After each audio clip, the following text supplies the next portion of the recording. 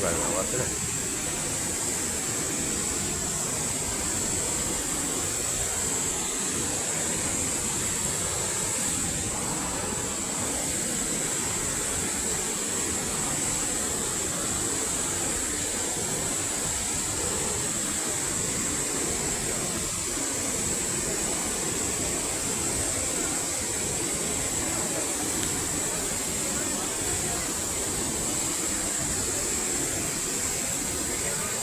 මේ තියෙන්නේ දරු වෙලා හිටපු කුටිය.